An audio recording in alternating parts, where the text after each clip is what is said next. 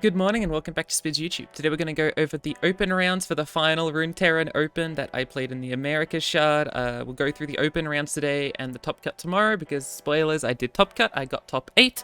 So I wanted to make sure I did some stuff on the open rounds just because it's the final LoR tournament and some of the games were interesting enough to try and do a little bit of analysis on, especially day 2. But I want to make sure we go through day 1 because it wasn't devoid of interesting games, although the disparity between some of the more interesting games and the less interesting games is of a higher disparity, right? So I'm gonna have a montage showing, which is something I've not done for a long time on Spid's YouTube, going over the games until we get to some of the more juicier things, but hopefully you can kick back and enjoy.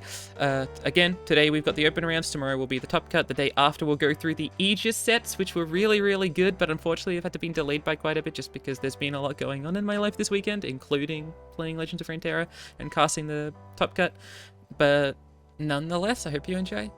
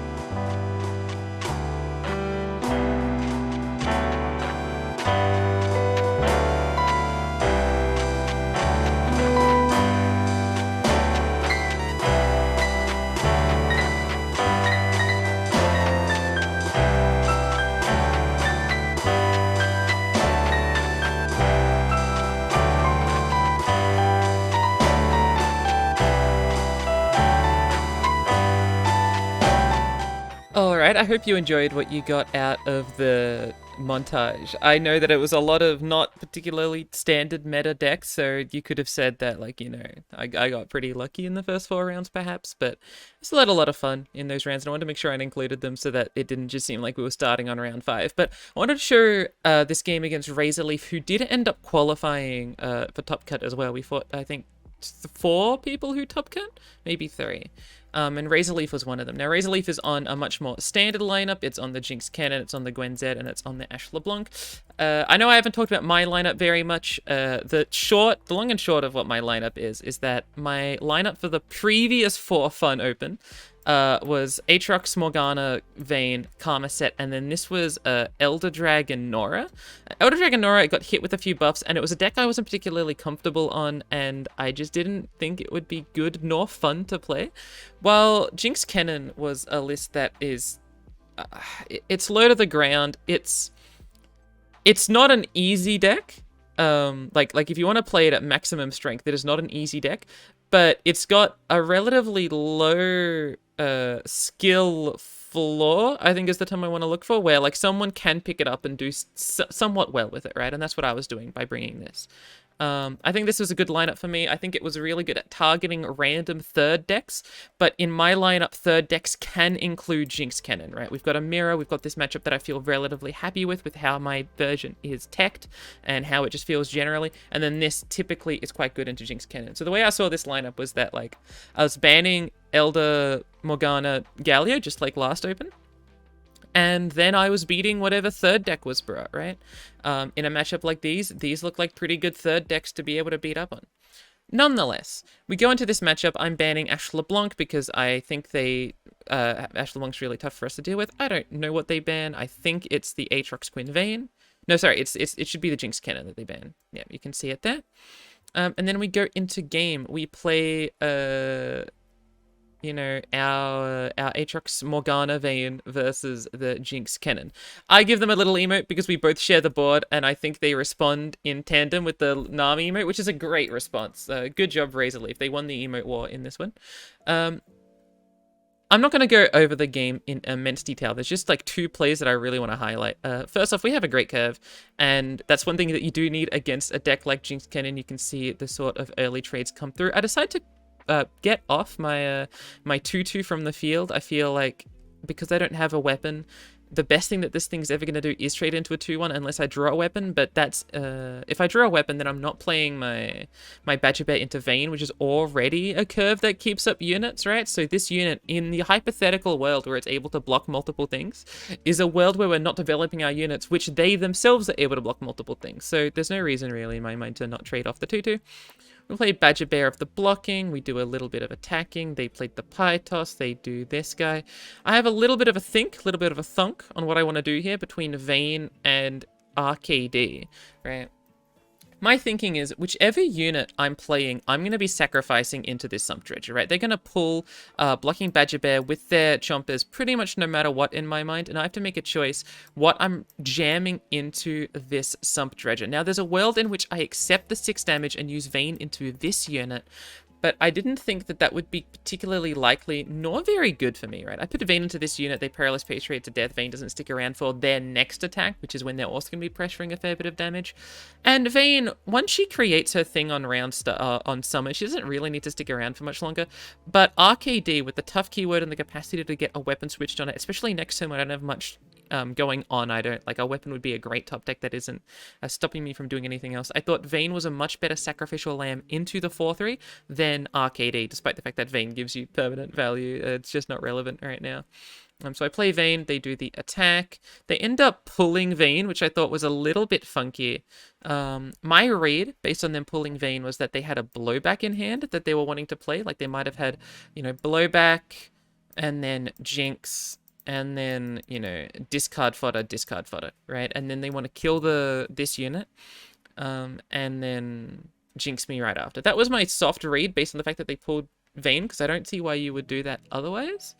Anyway, they do that with the Vayne, they Kennen mark it, I play RKD because I got nothing else going on, and then they end up playing the blowback onto the Vayne, which is exactly what we were expecting. I attack in with the RKD because what else am I going to do? They take the damage. Then they do Electro Harpoon on their start of attack token onto this, onto my RKD, which honestly I feel pretty good about. They play Jinx, but the fact that I get to develop Aatrox here puts me in a very comfy position in my mind. Now, I played Aatrox before the Jinx came down. I just want to double check this.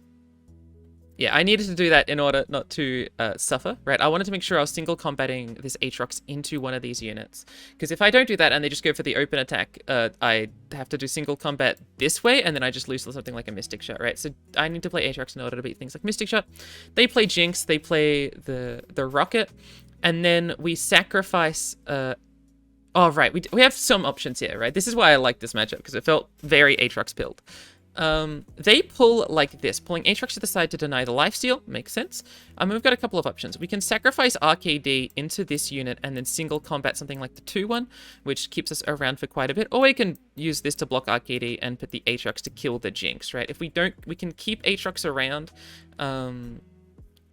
and not kill the Jinx, right? So either both champions stay alive or both champions die, pretty much, right? And this champion heals a bit, but this champion deals damage. I decide to go for the line where I block the Jinx and kill the Kennen especially to defeat Kennen's Lightning Rush on the summon. And my thinking here is that when I open, I will be able to beat any sort of burn possibility they could have. They could pie toss their own unit, hypothetically, if they wanted to deny some healing, but Condemn puts me in a wonderful position to be able to shoot Jinx on the attack, if I desire to, right? So we go in for the attack. I did consider doing Cataclysm here, but I thought in the event that they've got 2 Mystic Shots, I really don't want to die to that when I can beat a double Mystic Shot hand right now. I think. Can I beat a double Mystic Shot hand? They double Mystic the Nexus, I Condemn, then they just do the Rocket. I guess I can't beat a double Mystic Shot hand, so maybe Condemn is always better? No, I remembered why I wanted to do this. I didn't want to put damage on the Aatrox. I wanted to get the Aatrox to consistently be healing me up quite a bit. They end up having a couple of cards. I let them get the rocket because they play Jury Rig into Beard. And now I've got a couple of choices. I realize that I'm not dying this turn, so I'm able to get a bunch of healing, right? I'm able to use this Aatrox to Cataclysm onto this 2-1. Condemn gets a little bit cheaper. Oh, sorry. I did Tumble first, thinking that, you know, I shouldn't do this first, just in case they decide to block with Jinx afterwards. If I do the Tumble, then I can do this afterwards on another 2-1 to heal in a bunch more health. They do the Super Death Rocket, I do the Condemn. I think I elect not to do the Cataclysm just because at this point I'm pretty safe, right? Like I've healed up to full. And their last card is not Jinx, so you can see how this game goes. I go for the Overwhelm thing on Aatrox to finally get a win con, right? I was struggling to find ways to win the game. So you get Overwhelm and the extra stats on Aatrox. They play Arena Promoter, but I'm able to pull that to the side and get in for the lethal. Now, this matchup here was actually pretty good. Unfortunately, I had to go to the loo, so I played on my phone. Which I'm glad that LoR lets you do that. I'm so glad that that's a mechanic in LoR. But yeah, I can go back to the end of this match, but I don't know how much it matters considering at this point I've already kind of won. Nonetheless, I wanted to highlight this game a little bit also to break up the montage, basically. But I had a good time against Razorleaf. It's not the most interesting matchup of the ones that I'm planning on showing you. I think there's 2 more that I'm hoping to show you that are more interesting. But I enjoyed this little song and dance of using Aatrox as the sort of last resort in the capacity to keep me alive, right? The early game did matter quite a bit, like the fact that I had a 1-drop and a 2-drop and a 3-drop and was able to sort of deal with the early aggression. I still think their pull with the Badger Bear, with the Vayne was very, very interesting. I don't know why I have the triangle at the moment. But yeah, I just thought this was a fun game, and I don't know if I could have done it justice by doing it in the montage. Alright, I'll see you when we go over the next set. The next set is very, very funky. Alright, I actually forgot that the next game is actually, the best of 3 is the next one that I wanted to show you guys. I thought there was one more in the wedge that I wasn't that interested in showing and was going to do as a short little montage. But our next matchup, so we're currently 5-0 after defeating Razorleaf, I'm pretty sure. Let's just double check. Yeah, we're currently 5-0. And then we immediately queue up and then get Guolu again. I'm going to pronounce this as Guolu. Now, if you were perceptive when you were going through the very quick montage, you would have seen this player before. We fought this player in round 3. They're on this Ash LeBlanc, Lurk, and Teemo Puffcaps lineup. Now, Teemo Puffcaps is something I was quite scared about. Shrooms are really, really good against Karma Set because, you know, as I've become more of an LoR player in the last, you know, couple of years, the way shrooms work is become much more mathematical, right? Like Eclectic Collection at max is 18 shroom damage. And when you're playing against something like Karma Set or a late game deck, you can count how many turns they're going to be around for and work out the puff caps relatively likely, right?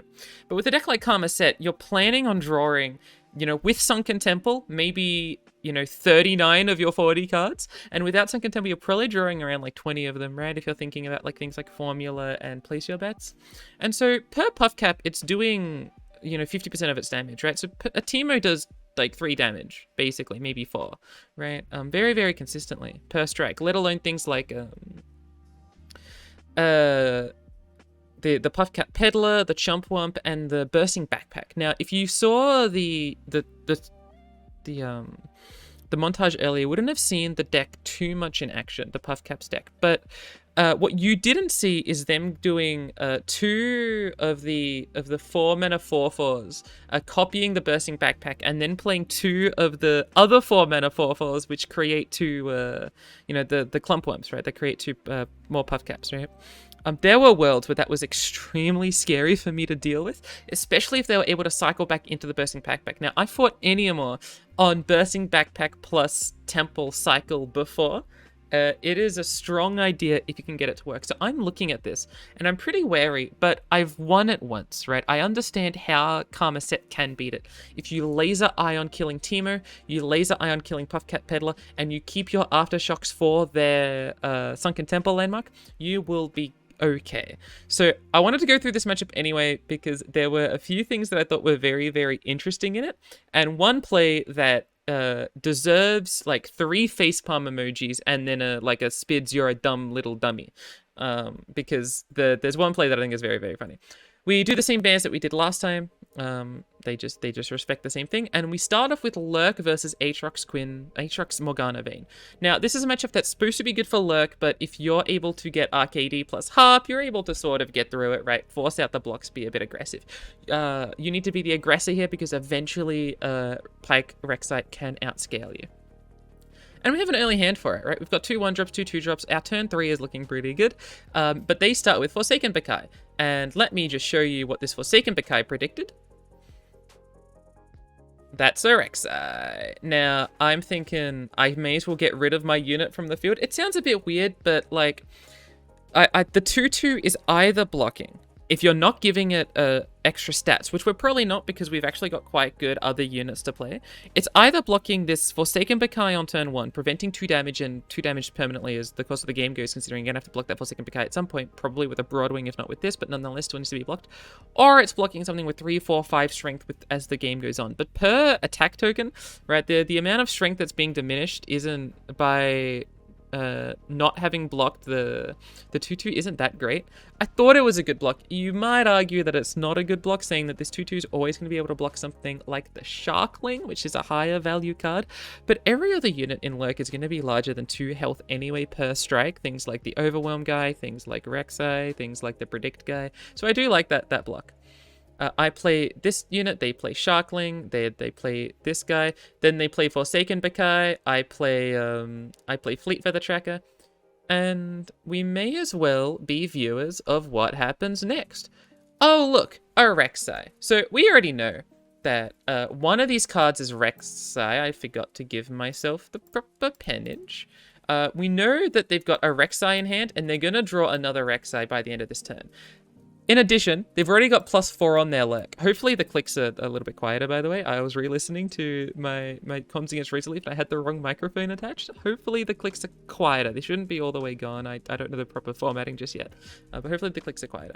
Anyway, they should have +4 on all their Lurks. This means that Rek'Sai is currently a 7/6, and she'll be a 9/6 on attack pseudo-guaranteedly, right? Like, she buffs herself, and then she gets... presumably a Lurk at the top. Now, if they have a Call the Pack in hand, they can guaranteedly Call the Pack their own Rek'Sai and get a guaranteed flipped Rek'Sai on their turn 5 attack token, which I was a little bit wary of. Now, we do these blocks through, we do a little bit of unit developing, we do a little bit of blocking Badger Bear, we do a little bit of striking, and then they play Rek'Sai. Now, this spot is really, really, really, really, really simple, right? If they want to level up Rek'Sai, they need to spend 2 mana to try and make sure that they can play the Call the Pack. So what we do is we play Morgana and make them have to spend 4 plus 2 mana, which equals 6, which is less than 5, which is the amount of mana they have. So if you play Morgana, this unit goes back into the deck, and then we win the game by striking the Nexus for lethal with this unit and this unit, with this unit pulling something to the side. This is a very obvious lethal, and you'd be really dumb to try and bait out more mana. My fear, for some reason, was that they would either play a Predict card or just have another Rek'Sai on the top. So I was thinking, you know, this player is surely going to play another unit, like, you know, like a 2-drop vulnerable guy or something. And then I can do the Morgana and stun them. Like, what if I do the shackles and then they just unshackle and then get Rek'Sai at the top? I'm gonna look so silly. But if I make them spend mana, then I'll be fine. This was obviously stupid. Because then they attack. They did have Call the Pack, by the way. And so they put the Call the Pack at the top, and they have an upgraded Rek'Sai, and I lose my Badger Bear, and then they play units from the Rek'Sai level up, and the game is over. This is maybe this is a really bad play that I did. Because I saw this, right? I did see this, and I did work out that, like, You know, they can't do Shackles plus Call the Pack. But for some reason, I was like, you know, if they spend more mana, it is better for me. So why not wait for them to spend more mana, even though obviously that isn't the right line. This was a very, very, very silly misplay. Now, the game goes on, and I do try my best to try and get something to occur, but then they play the other XI, and then it's game. And then I just give up. So that was game one. But I can beat this deck with the Teemo deck with Morgana, Aatrox, Vayne, so I try and do that. I got a bunch of early units again, which is even better in this matchup. They didn't have a Teemo for once, which was quite nice. I was able to play Fleet Feather Tracker, get the attack. They play Concho, I play Broadwing, then they play nothing, and then I play some units and I attack in, and my damage is magnificent, and they play two of these guys, and then I play the 4/4, and it's like I'm telling you a story, and I'm like a young kid just saying and then. But I mean, we just spam out units and we win, right? This isn't a particularly crazy game or anything. We can mostly skip that one.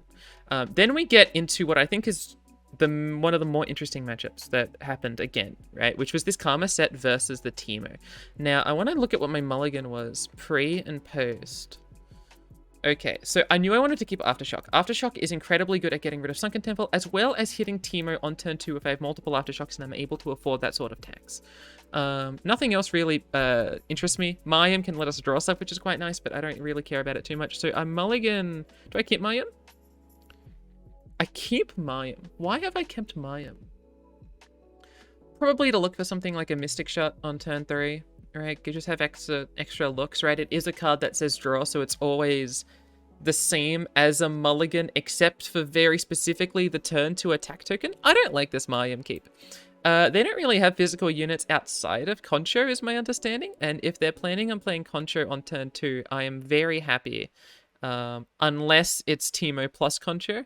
But an extra look at something for the instance where they've got Teemo but no Concho, I think it's quite important. So I don't really like keeping Mayim here. But we do get a bunch of Aftershocks. They do start with the Teemo, so we play Mayim because I play Mayim. I play Mayim?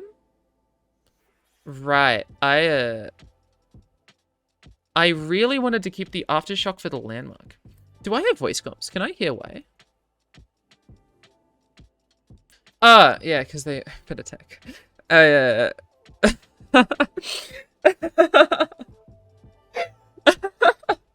Yeah, okay, well that's a good reason why.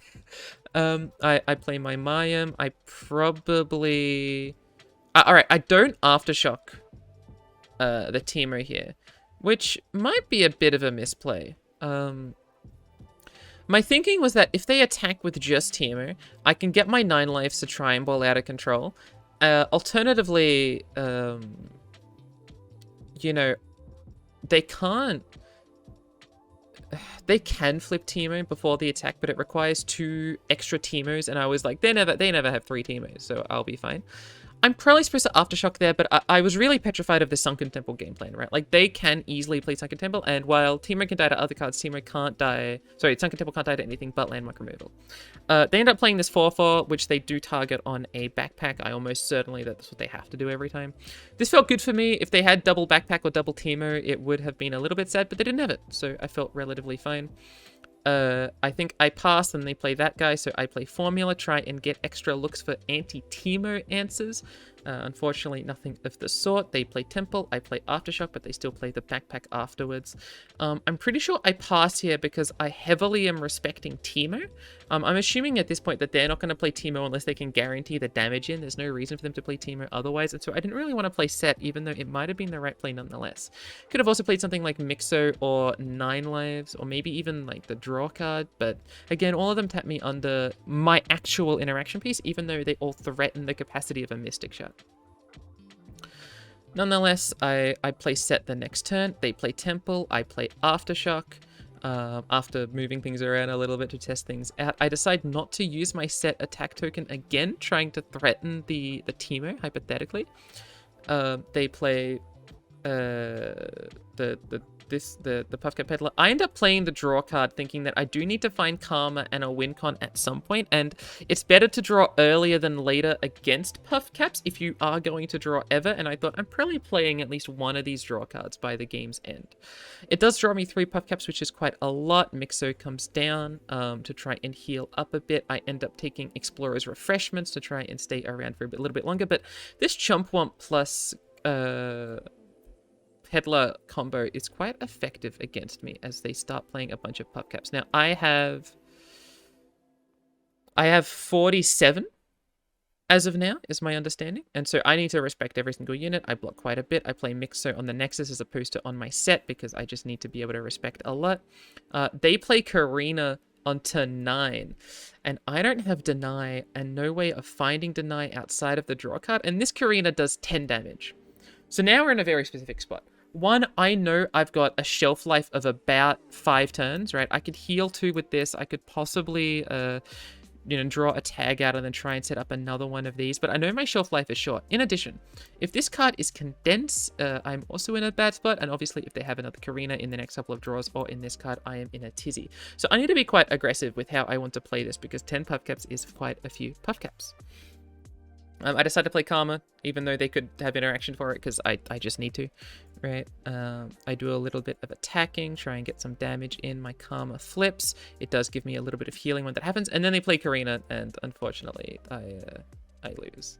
So this is my one loss. And the one loss is probably because of Morgana into Lurk, right? Like, I don't imagine Karma sets a great matchup into Lurk, but I know I can stun Rek'Sai every turn. I know I've got lots of Aftershocks and High Notes and Mystic Shots for the small units. I know that I've got Deny for Pike. I know that I've got Temple with no way for them to answer it.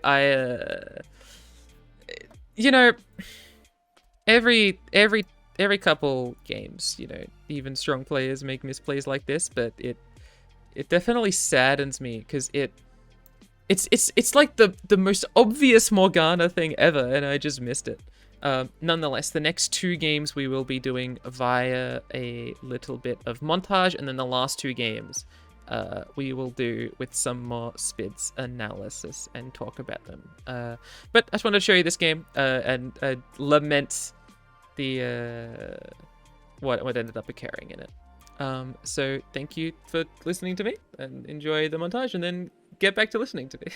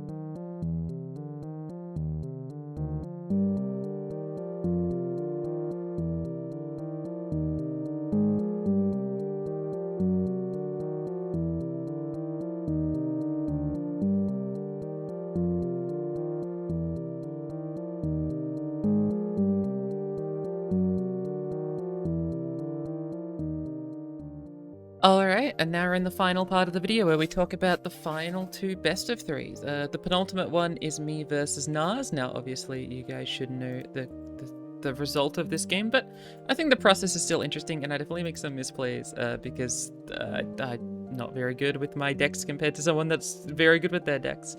We're banning Jax on. While this is good into Jax on, these two are very much question marks. And I'm trying to beat this deck, and I'm trying to beat this deck, so it just makes sense to be banning Jax on here. Nas and I are friends, so we send each other a little bit of messaging throughout this set. They ban the 8 Trucks Vayne Morgana, and we start off with a Jinx Cannon Mirror. Now, I'm not good enough at Jinx Cannon to do a Jinx Cannon Mirror. I've played like 10 games of Jinx Cannon, including the games in the open. I'm not really a Jinx Cannon player.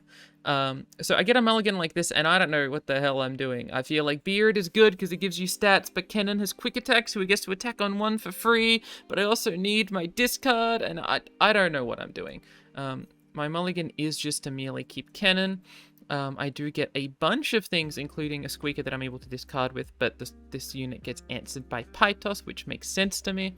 Pytos is quite good into my deck, particularly because it gets rid of the 2/1s, and then they can use their 2/1s to block my 2/2s, and then look, they've got an advantage just by playing that Pytos. I play Squeaker, and I see Salty Spinner, Earthshaker, or Dune Hoppy Mech. I pretty much was beelining towards Dune Hoppy Mech. Not only do we have the attack token on turn 5, but Dune Hoppy Mech is large enough that Nas can't kill it, and also large enough to keep threatening a bunch of damage. I feel like Dune Hoppy Mech and Trumpet Tekka are the main mechs that you want. Now, we now know that this is Dune Hoppy Mech. I think for the next 2 turns, for some reason, I'm still thinking it's Trumpet Tekka, and I'm playing around that for some reason. They end up doing a Zornite Urchin. I block with my Squeaker into their Zornite Urchin. I play some more units to try and develop a little bit, and I end up deciding on this turn to pass. My thinking, I think, was that I still thought this was Trumpet Tekka, and I just wanted to preserve my board as big as possible, and I didn't want to put in a cannon that just gets easily Perilous Pastried, because I wanted my Trumpet Tekka to buff it up. Keep in mind, I for some reason I think this is Trumpet Tekka, even though Dune Hoppy Mech is like really good. I don't know what's going on in my brain during this game. Nonetheless, we get to the next turn. They do Squeaker into the Friendo. I see that, and I need to Electro Harpoon it so they don't get a bunch of positive trades. I feel like this is really important for my survivability. So I do Electro Harpoon, and then I was thinking about Mystic Shotting on the stack. I remember thinking about this, but I also really wanted to do Cannon into Squeaker to get the good discard. So they just do their attack here, and I just take a block with the Zornite Urchin to preserve some health. I play Cannon, then I do the discard to get Professor Von Mech, a little bit of, stall out, get me a bunch of things to do in the future if I don't draw a Jinx anytime soon. I play my Dune Hoppy Mech, they need some time to think, they play their own Jinx. I pull the Geode Mecha Forcer.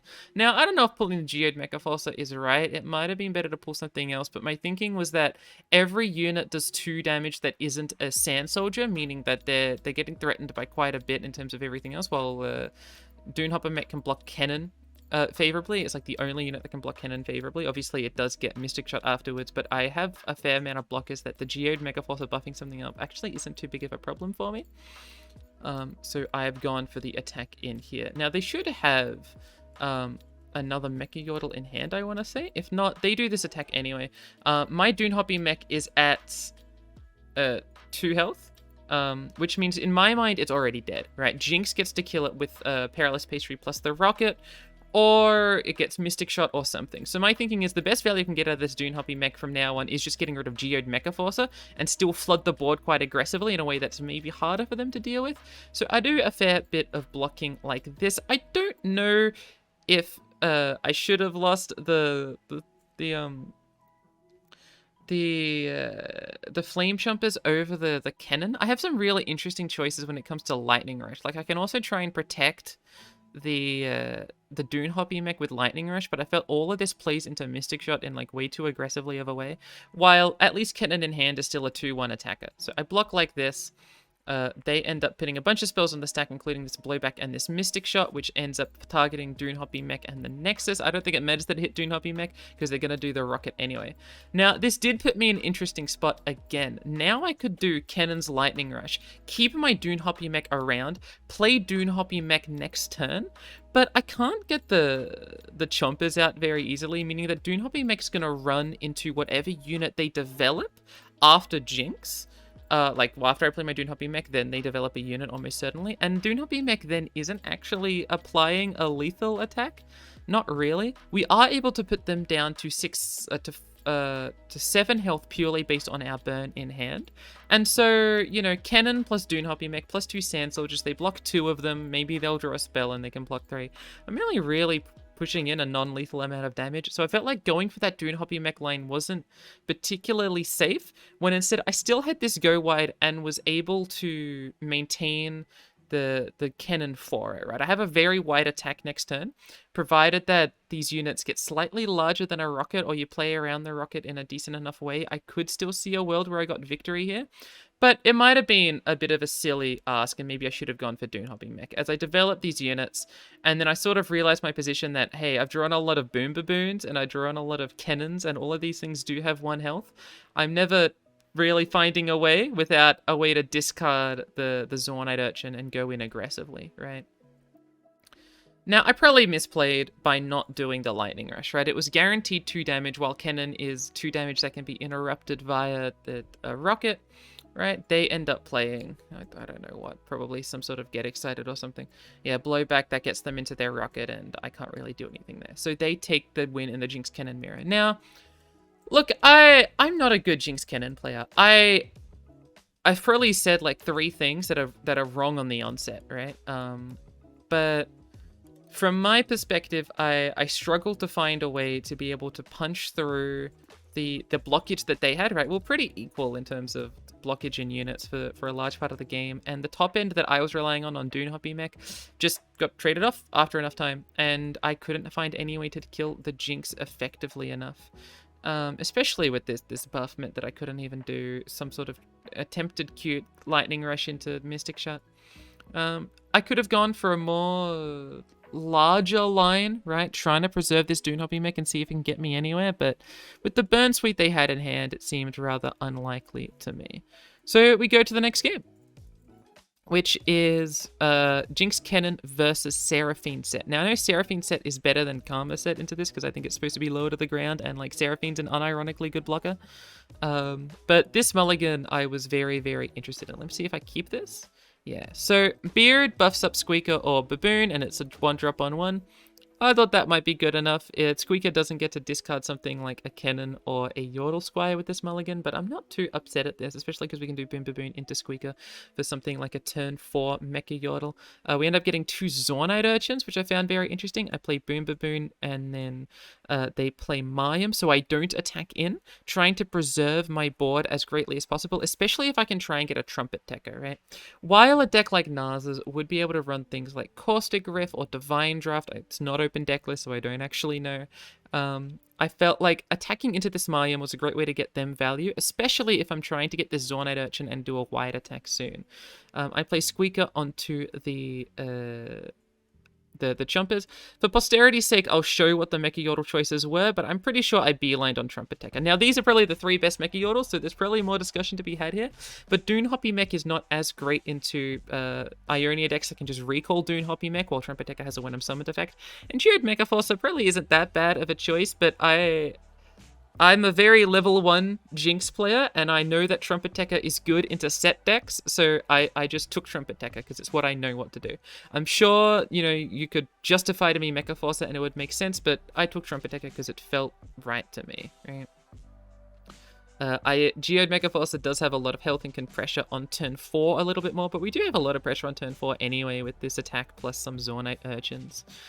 They end up playing... What is this? That's Rocket Barrage. They had Rocket Barrage before the Zornite Urchins came down, which, keep in mind, because it's a Seraphine deck, they're probably on a max of 1 of Rocket Barrage.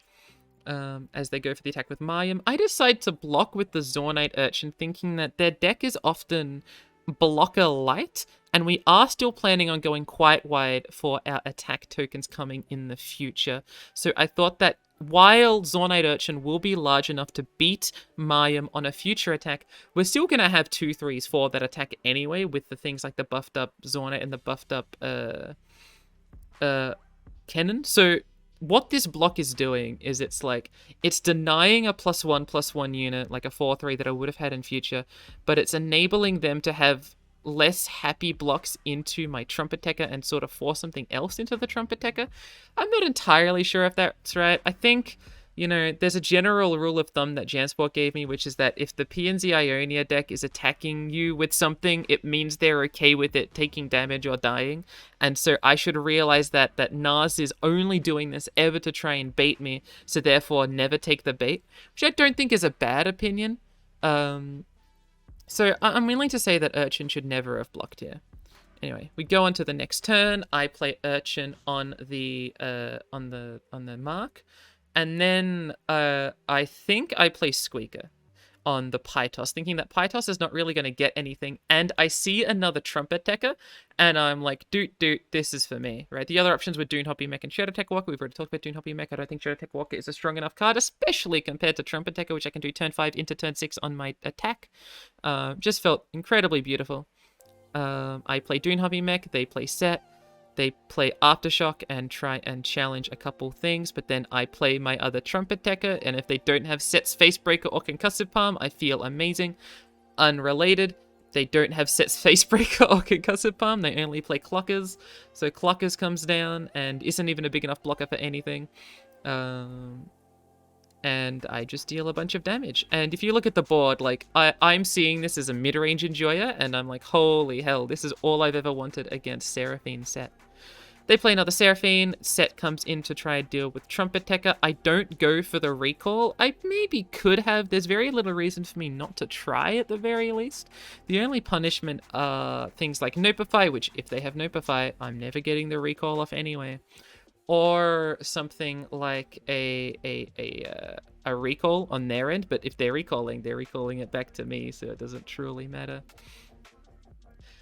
The only reason not to do Lightning Rush is obviously that it's a cannon, so if they kill cannon, now I've got another cannon that does 2 damage in hand, but I think it's worth popping off the Lightning Rush to some extent. Unless I wanted to discard the Lightning Rush. Do I discard the Lightning Rush? I discard the Lightning Rush. Never mind, I'm a genius, I never should have used Lightning Rush, I get to discard it. Now, a Arena Promoter does give us three pretty awkward choices. Geode Mechaforcer is fine. It is a unit that does Spell Shield, and that is a valuable thing, but Arena Promoter does cheapen something by 1 mana, and I would have loved to have seen one of the 4-drops like Shadow Tech or Professor Von Mech to be able to come down on this turn. Even something like Bouncer and Bolt would have been very much up my alley, or Salty Spinner I wouldn't have been too upset to see. Geode Mechaforcer I know isn't bad, it allows us to make a pretty good open attack, and Spell Shield's an annoying keyword for a deck like an Ionia BNZ deck to try and deal with, but I don't know. I felt like I could have gone on some better options. That being said, here I am complaining when I had Trumpet Tekker into Trumpet Tekker, so I end up going Geode Mechaforcer, I play it on that turn, and then I go for the open attack, buffing up, I think I move it around eventually, yeah, I buff up the Zornite Urchin just to spread where the damage is coming from, and also because I'd rather they recall any of these other units more than Zornite Urchin, I think? I don't know if that's entirely true, but I felt that right at the time. Maybe I should have buffed up the Cannon if that was my logic, but Cannon's already getting a good trade-in. I could have buffed up the Trumpet Tekker to guarantee the impact, which I don't think is a bad line, right? We have 1 impact from Trumpet Tekker, 1 impact from the Geode Mechaforcer, if that's able to go through, and it's hard for them to justify recalling Geode Mechaforcer when they do have to recall something to not take damage from, you know, my 4 other attackers and only their 3 blockers. And we do have a fair bit of burn in hand. However, the smallest unit is the thing that I buffed, because that's how I'm used to playing the video game. I'm almost certain that this isn't the best way to play Jinx Cannon. If you know what the best choice is, do let me know, because I'm not a Jinx Cannon aficionado. I can see worlds where Trumpet Tekker is the best choice, but I can't see worlds where Trumpet Tekker just gets a body blocked with a self-recall anyway from something like the Seraphine. So I don't even know if the buff is all that irrelevant, to be honest. So I thought getting the most damage on is the best thing that it can ever do.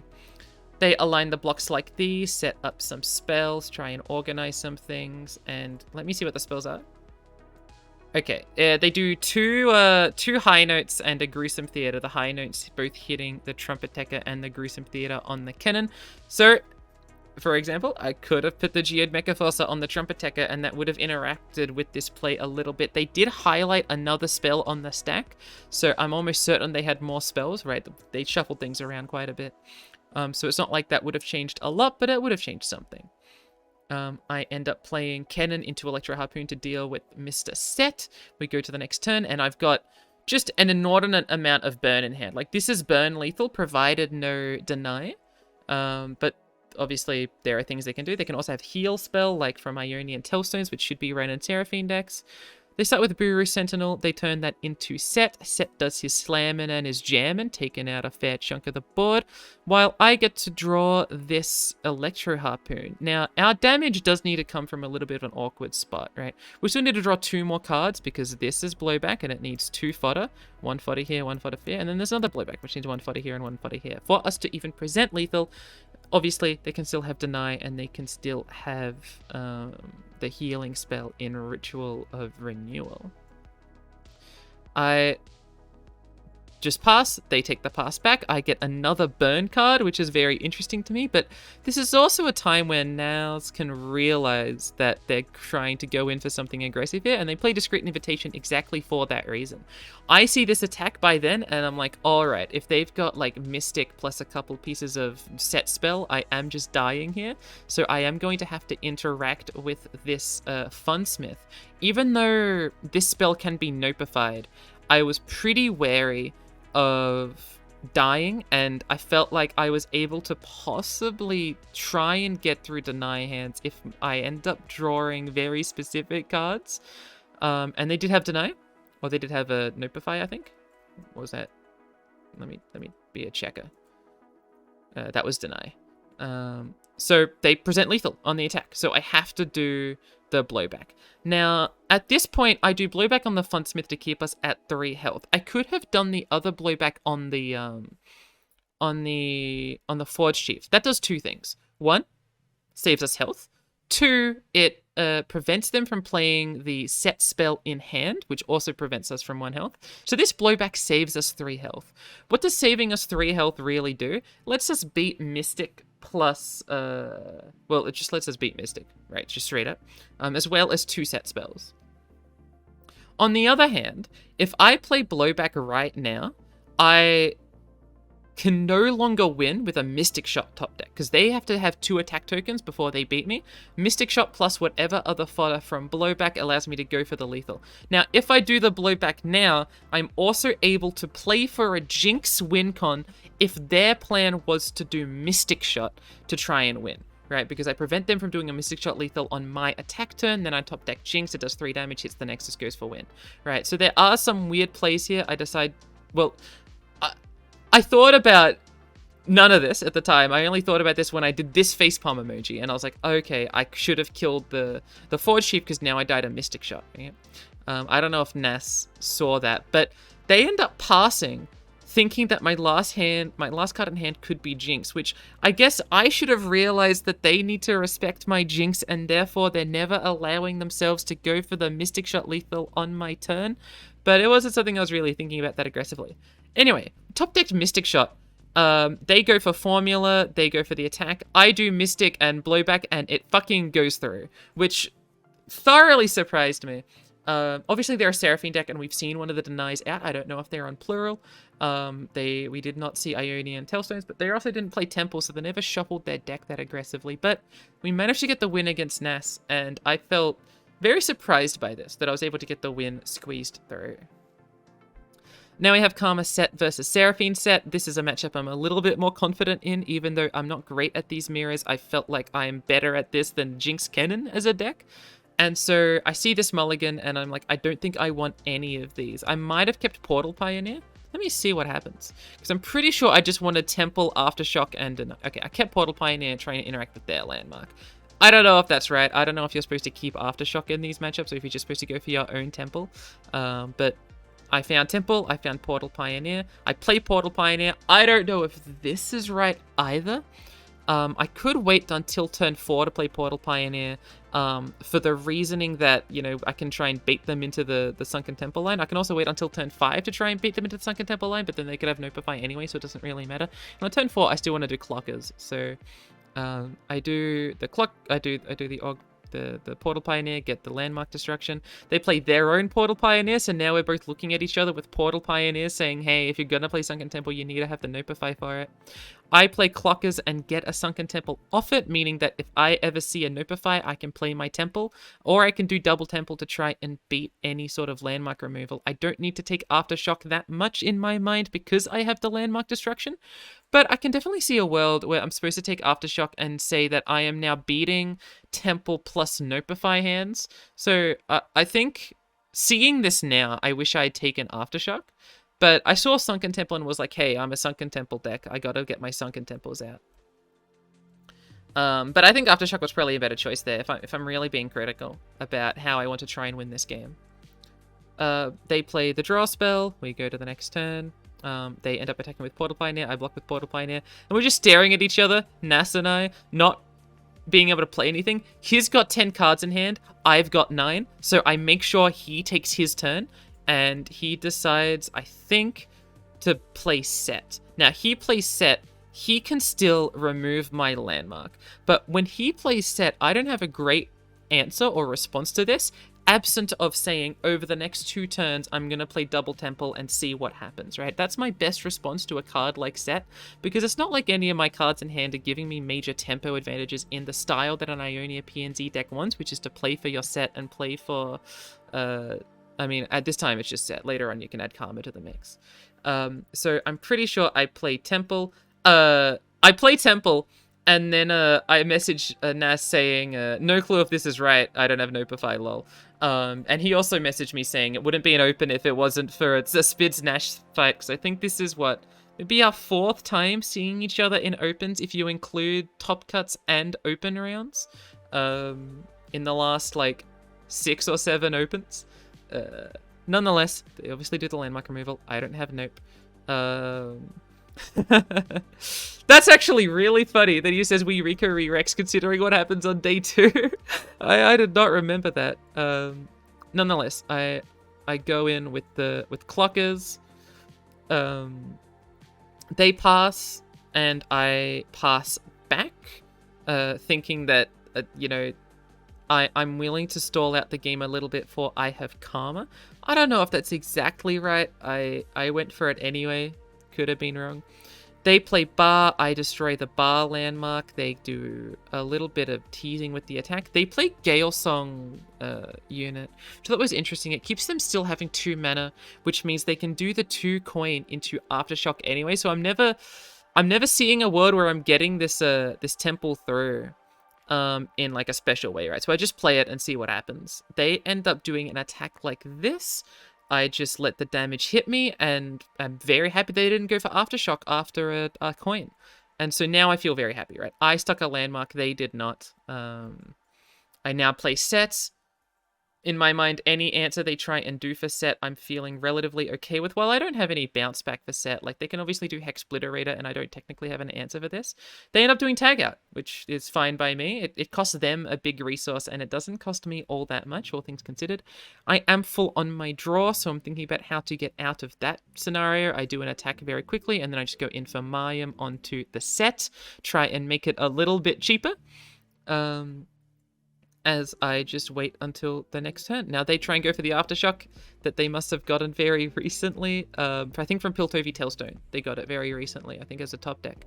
And then I go for the Notify, because that's just, I got it from Sunken Temple. And I mean, if you've seen a Seraphine Set versus a Karma Set match, the fact that I've stuck a Temple for multiple turns puts me in an incredibly favorable position. As they try and organize what attacks they do, I play Rocket Barrage onto the Set, try and damage things a little bit. They heal it up with Mixo afterwards, but honestly, all I'm doing is really stalling and trying to deal with a little bit of the tempo they've got while I try and eventually get into what I need eventually. They do the attack here, which I think is interesting and lets me play my 9 lives, which is otherwise a bricked card, right? 9 lives doesn't do great into this matchup, so I get to play it for free and then move on to my next turn while having 8 cards in hand, so I can draw something from the temple as well as my natural draw. They play their own temple with Set, but I am just the best person ever because I've got an Aftershock when they play their landmark. I'm not claiming like I'm playing some sort of incredibly heavy logic game, because I feel like every single instance I have played a card, they didn't have interaction pieces, and then they played a card and I had interaction pieces. And they weren't able to pressure anything with Set or Seraphine during the course of this early turns anyway, as we get into turn 10. I'm certain there are things that I could have done better in this matchup, but I also like that they're in the red and I've still got 3 minutes left. This was something I was very wary of during the game that I wanted to take as least time as possible, because I am someone that takes a lot of time to make my turns. If you saw the broadcast, you'll have seen that I take a really, really long time to try and figure out what the right plays are, especially on Karma Set, because I think I've played the P&Z version of Karma Set, let's say 25 times, and I think 20 of those times are during opens. I didn't play this deck recreationally. If I played Karma Set recreationally, it was always Targon. So I need a long time to figure out what the right plays are, especially with Ionia decks in general, because I just don't play a lot of Ionia decks. So I was very wary to stop that habit for this matchup, which is a matchup that doesn't require as much early turn thinking. It really is just about thinking about the landmarks, and that's it, and a little bit of tempo regarding set. And so I felt like I could gain a lot of value by trying to be up on time to try and pressure turns like these, where now I'm going to have Karma and Set. They're going to have Set and Seraphine, but they're going to be the ones on a timer, and I'm not. Sounds like a very minor advantage, but it was something I was definitely thinking about, considering the type of player I am and the decks that we are seeing. Nonetheless, we get into the next turn. I have drawn Set, I have drawn Karma, I play Karma. They try and go for a tag out on the Karma. I just accept it after, but I do think a little bit. I know I just said I wanted to save my timer. I do end up spending a lot of time thinking about this, and I decide to shoot some spells, right? No, I play Formula, and then I do Formula to proc High Note. Right, I do Formula, it procs High Note, and then I shoot some things at Set and Seraphine, try and get them down a little bit. And it goes all off, which means I get to interact with their champions quite effectively. My hand's bigger than their hand, and I have more champions in my deck and more aggression that I can do. Seraphine comes down, Nasta's Shield Vault to try and level up the Seraphine. I think it goes into Time Winder again to try and level up Seraphine. I Mystic Shot the Nexus just for hand space reasons, right? My hand has currently got 9 cards. It goes down to 8 now, which means my Sunken Temple plus my natural draw gets me back to 10. And then, I mean, Seraphine flips, but I have Karma and I've got Set. They have their own Set, which isn't insignificant.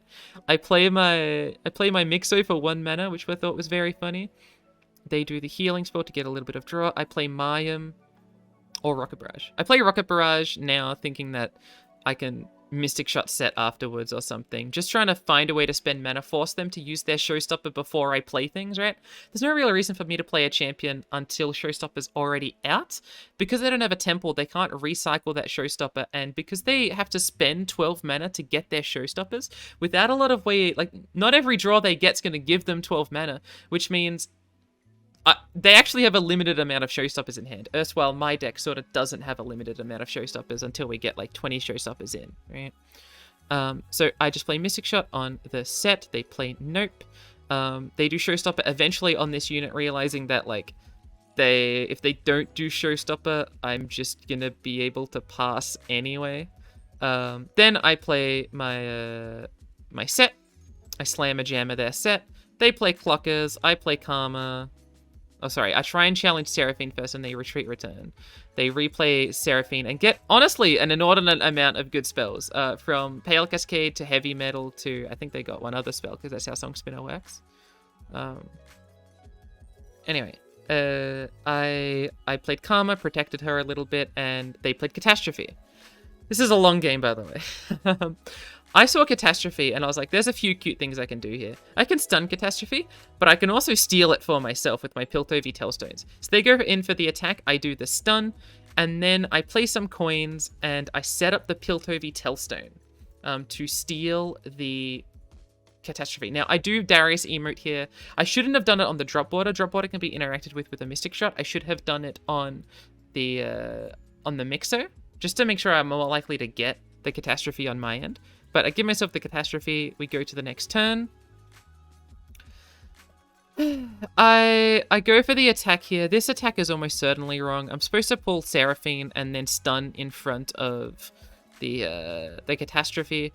I don't do that thinking that this just is fun and puts in more damage, but it's just wrong because they're always stunning Catastrophe anyway, so I'm never really playing around that. Which means I should have tried to target Seraphine. Like, this Catastrophe, while cute and forces answers from the enemy gamer in NAS, they have answers, right? I gotta force it, but I also gotta make sure that they don't have a higher chance of winning by a sort of short-term game plan with something like Seraphine sticking on the field. So it's definitely supposed to challenge Seraphine there. It was just a misplay entirely.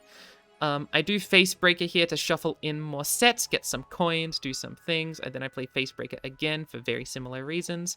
They do Howling Gale on the Karma. I do a bit of Nopifying to protect her. I know I'm just describing what happens in this match, but at this point, I feel like that's all I can really do. I do Cold Shot to try and set some of that into my deck. I do Slammer Jammer onto the Seraphine because I know that I'll have responses for the cat, especially because I'm going to tag out my own set to try and do the Slammer Jammer on the set again, right? I have enough mana to be able to do this, recall, then do Slammer Jammer again, kill the cat. By the time we got like 3 temples in and I had Karma and set on the field, this game was already over. It's just the method by which you get that lethal. And the method by which I got that lethal was Parallel Convergence, which was very, very fun. End of the day, I think I am favored in this matchup because Karma is just, it does everything, right? It does everything quite well. And Nas said that he wasn't an expert on this mirror, right? Which means if we're both middling on the mirror, having only played it in like tournaments and at middling times, then I'm not surprised that we were able to squeak out the win because our deck is slightly stronger in this matchup, I'm pretty sure. This was an interesting best of 3 where I felt like I wasn't executing my game plans in what felt like a way that was up to scruff with a high-level enemy gamer, right? And this is going to be relevant in day 2. And when we get to day 2, you'll have noticed that I changed one of my decks. That was partly inspired by this Jinx matchup against NASA's Jinxes. NASA's Jinxes. NASA's Jinx. Weird.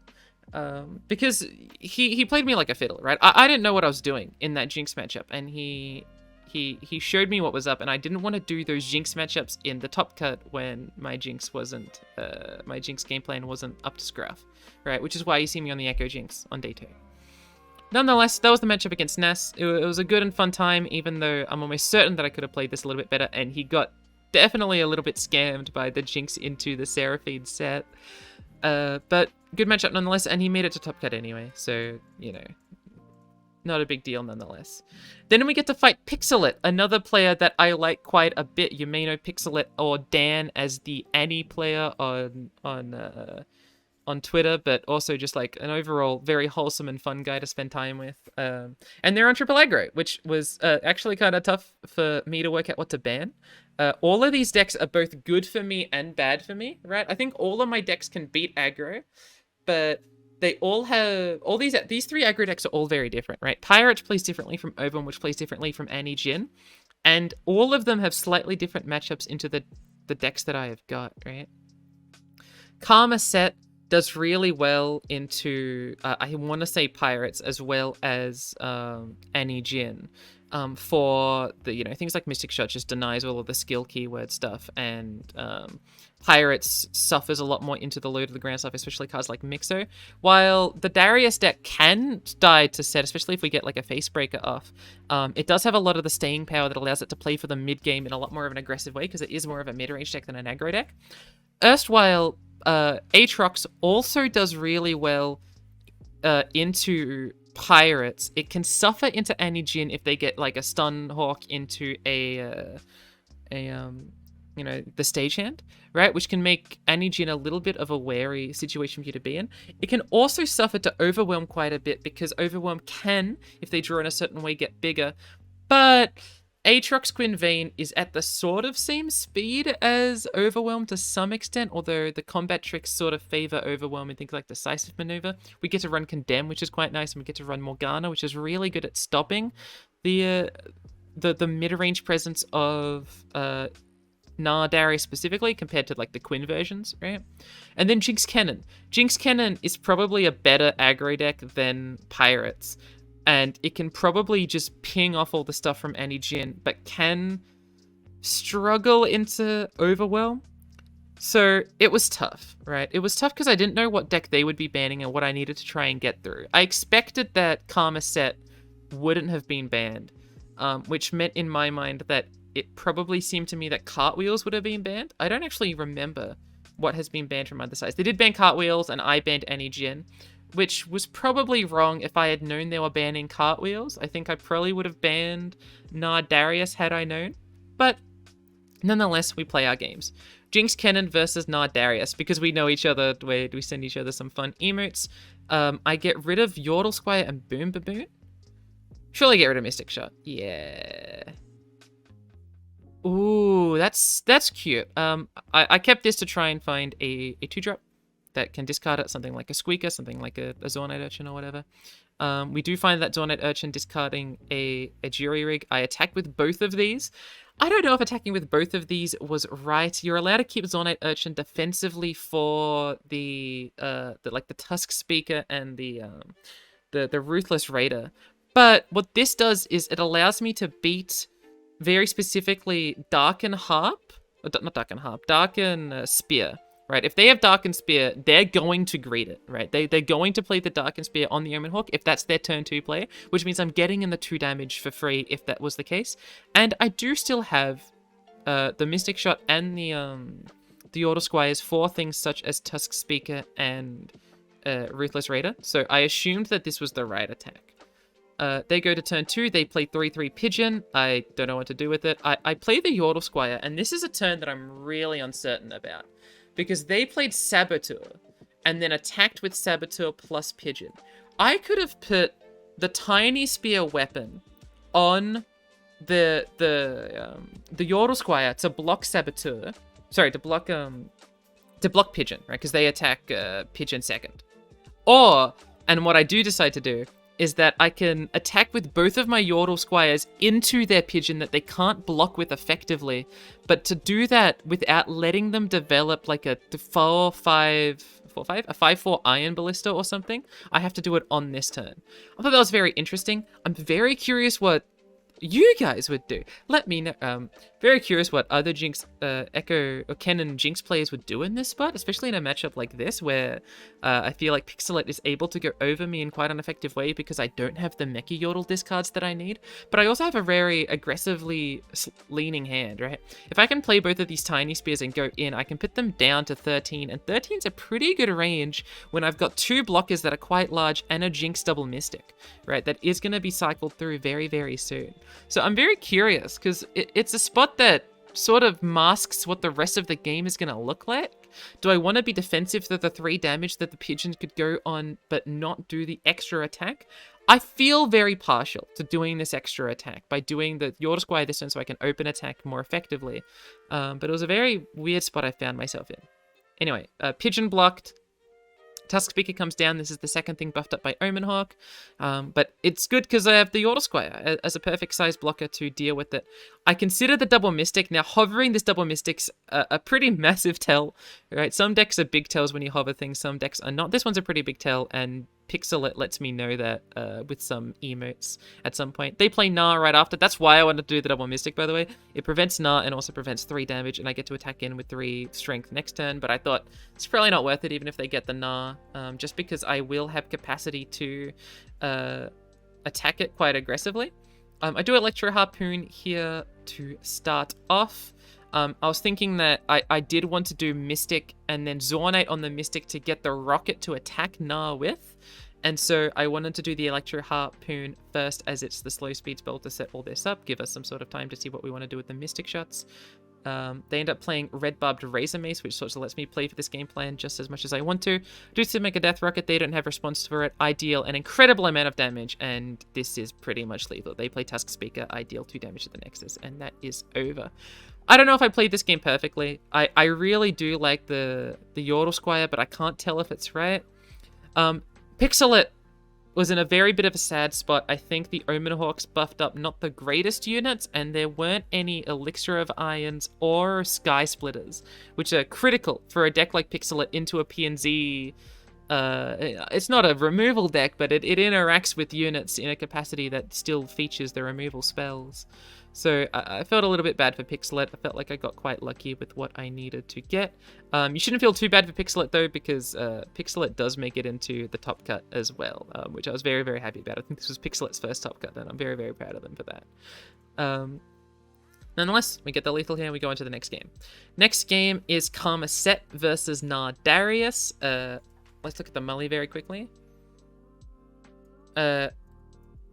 Yeah, I like this mulligan, although it's debatable. So I like 9 lives on their turn 3 attack. 9 lives will block down pretty aggressively into everything they're going to be playing.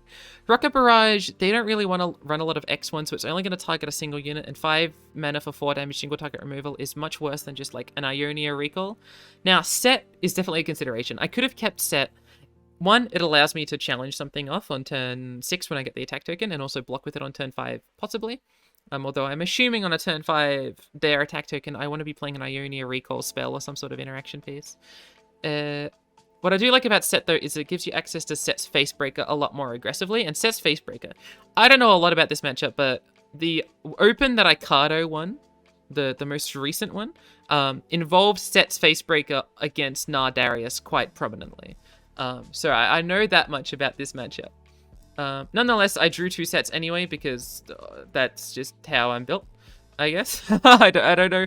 I feel like that's quite lucky of me in the end. I should have kept that set anyway, but nonetheless. They do this attack. I play 9 lives, get some good blocks in. They don't protect it with a Sky Splitter or an Elixir of Iron, but that's probably good for them. They probably shouldn't, even if they've got it. Just play the Iron Ballista and keep that up for future turns. I do get a very lucky top deck in the Explorer. I'm pretty sure I take the keyword removal. I'm gonna talk about keyword removal tomorrow in the top cut video. But I take the keyword removal here because it will save me a bunch of damage when I'm blocking eventually. For example, right now, I've got free mana to spend, and I can prevent about 4 health by just simply getting rid of the Overwhelm on this unit. They play Ruthless Raider, so I play the pre-commit Concussive Palm, get an extra blocker coming down. And then they play Omen Hawk into Pirouette, and I love Pirouette. Pirouette's fantastic, and it hits me in a really strong way, and it also denies all of the buff from the remove keyword thing. So very, very well played by Pixelit. I play Set, they play Saurian, I challenge Saurian. They again did not have Elixir of Iron or Sky Splitter. At this point, I thought it was much more likely that they didn't have Elixir of Iron or Sky Splitter in their hand. Sorry, I don't target Saurian. I target the Iron Ballista that's as big as a Saurian. Which is also crazy that in the lore of this game, Glacial Saurian is more overwhelming and more threatening than like a steel war machine that shoots ballistas made by Swain's army to target Ionia. There's just this guy with like a couple of horns that's somehow bigger than it naturally and also draws stuff. That's funny to me. Nonetheless, Set goes in, they don't protect it, which to me implies they don't have the cards. They do play Saurian here, which gets Facebreakered very, very well for me. An extremely good turn for me. They play 3/3 Omen Hawk, which is unironically still a lot of damage. I decide to keep my Set around for... He should still have Barrier as an access point of his. I think. Why does he still have Barrier? He has Barrier because I challenged this unit. I forgot I had done this. I'm glad we came back to this. I challenged this unit from memory because of... Oh, God.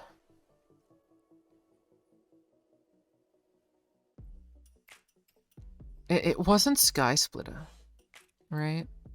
Was it Sky Splitter?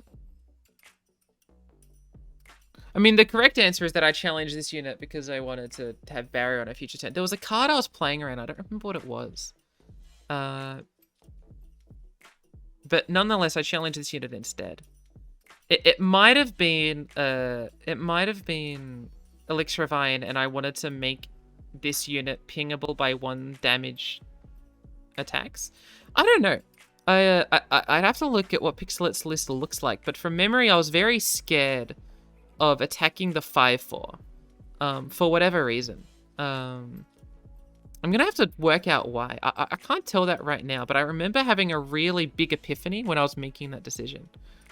Nonetheless, we do the Facebreaker. I take some damage. I play Sunken Temple. I kill this other unit. They put 2 spells on the stack, which to me means they have either Whirling Death or Decisive Maneuver, probably one of each, maybe 2 Whirling Deaths. Nonetheless, they play Entomb instead, right? They go for the 3 Sisters into Entomb, which is a good line by them. Puts me definitely in a bit of an awkward spot. I play Mixo to just heal up, try and hope for some Ionian recalls, and I do find some Ionian recalls, but I didn't play the coin on the previous turn to try and get an extra draw, thinking that the only way... So this is something I was thinking about at the time, which I felt very proud about for thinking about this. I've got two options with the coin. I either get a bunch of mana, which means that, you know, if I draw 2 tag out specifically, I can afford both of them. But I also want the capacity to have extra draw, and having a coin here gives me an extra draw, so I didn't want to waste it thinking that I'm surely not going to get 2 tag outs. I'm going to get tag out concussive in my way to win. But I got 2 tag outs here. I block like this, it doesn't keep me around. I can afford Mystic, High Note, and Tag Out. So that's exactly what I do. I do the Mystic and the High Note. Now, I could have blocked the Snow Dog here to have 1 extra health, and I wish I had done that. I didn't realize it at the time.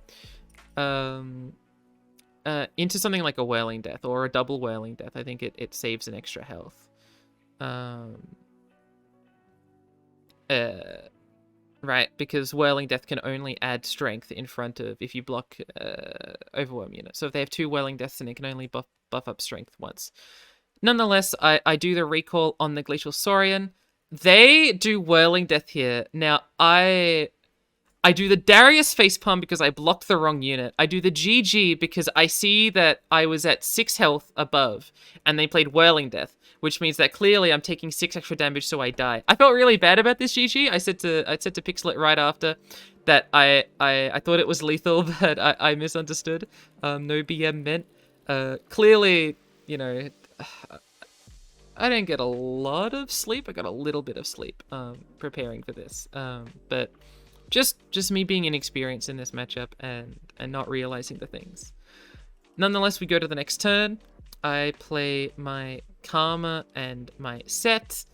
They play Pirouette to stun Set, so I can't kill something, and to deal 1 to the Nexus, which is a good Pirouette. I hit Notify because I want to target something with Set, and I want to hit the Nexus. I play my lady into coin into Showstopper, clear out the board, play Rocket Barrage, clear out the board more, and that's GG. What analysis can we make of this? I should have kept Set, right? Like, very clearly, keeping Set was the right play. We could have played the coin. I kind of stick by not playing the coin and trying to get the draws, but I'm sure other Temple players will have a bigger opinion on this. The difference between, like, playing for the second tag out versus getting the extra draw, right? I personally really value the draw and the opportunity, especially because we need to find 2 interaction pieces, most likely. But yeah, that was the set against Pixelit. I'm really glad Pixelit was able to top cut, because this was the thing that like knocked them out into 7-3. But yeah, just an overall cool set. I think this set asks me 2 very interesting questions, the other one being the Yordle Squire set, the Yordle Squire 3 ones.